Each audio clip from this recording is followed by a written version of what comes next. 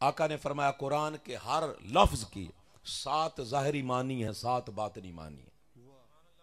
7 ज़ाहिरी मानी है, 7 मुस्लिम शरीफ की हदीस है। और हुजूर ने इसी हदीस के साथ फरमाया कि मेरे साहबा गवाह हो जाओ, अल्लाह ने मेरे अली को कुरान के ज़ाहिरी सारे मानी भी अता कर दिए हैं, मारिफ अता कर दिए हैं, और इसके बातनी मानी भी अल्लाह ने अली के सीने में रख दिए।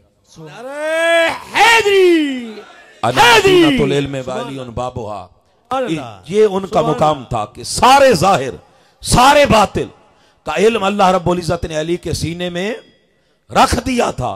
कुर्बान जा, इसलिए मौला कायनात फरमाते थे कि वो ऐसा इल्म अल्लाह ने मेरे सीने में रखा कि मैं सिर्फ बिस्मिल्लाह रहमान रहीम की बा की तफसीर लिखने बैठूं, पूरा कुरान नहीं, बिस्मिल्लाह की बा की तफसीर लिखने बैठूं।